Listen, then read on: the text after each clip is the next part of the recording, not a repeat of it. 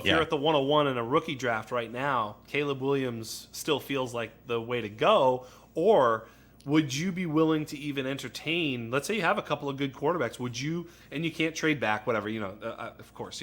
Would you be willing to take Marvin Harrison Jr. over Caleb Williams in certain situations, even in Superflex? That's a great question. Thank you.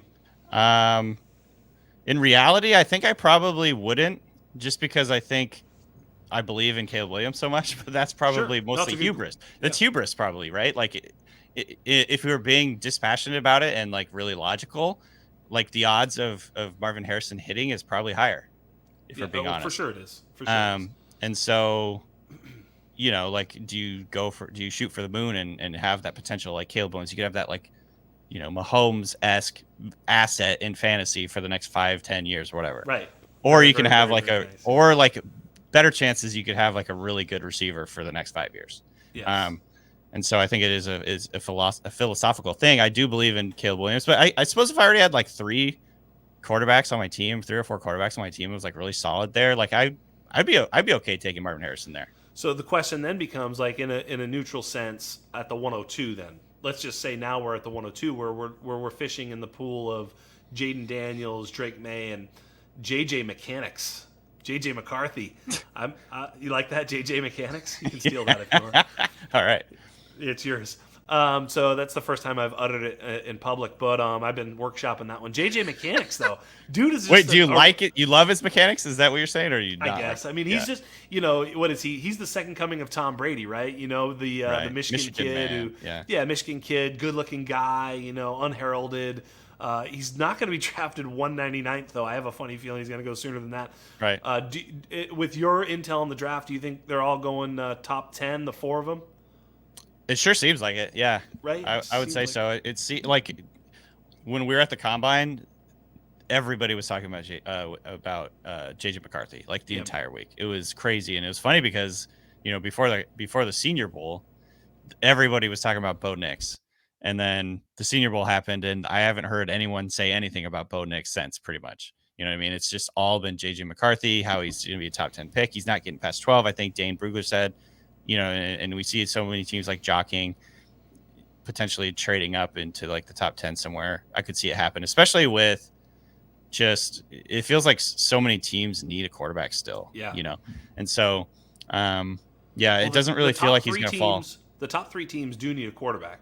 I mean, they still do. I think the top 3 are going to be quarterbacks for sure. You do? Yeah, I feel pretty strongly about that. Who do you think the Redskins are? Look at me. That's all right, man. It happens. Let me guess. Your favorite baseball team, Boston Braves. Anyway, sorry. The Commandos, as I like to call them. They're commies. The commies. Yes. Who are they taking?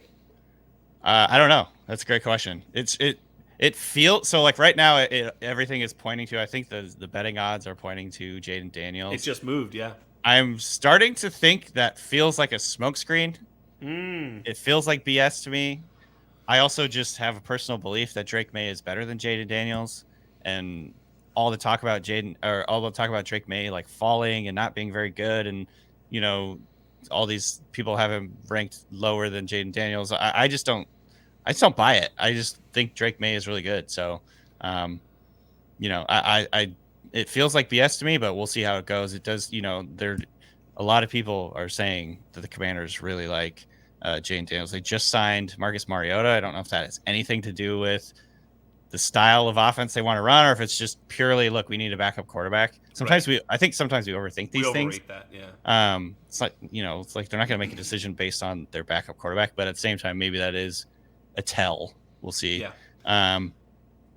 But Thor Nystrom was on this show a couple weeks ago, and he popped the cap off of the JJ McCarthy situation. He was like all over it because he was going into the Senior Bowl saying JJ McCarthy is going to get drafted ahead of Bo Nix. Don't believe the smokescreen of Bo Nix. He was calling the Bo Nix hype smokescreen.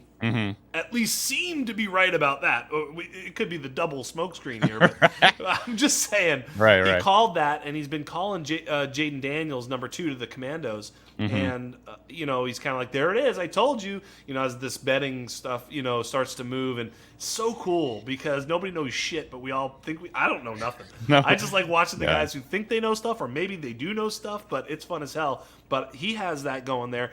I would ask you, if you're at number 2, would you take Marvin Harrison Jr. over maybe Drake May or Jaden Daniels?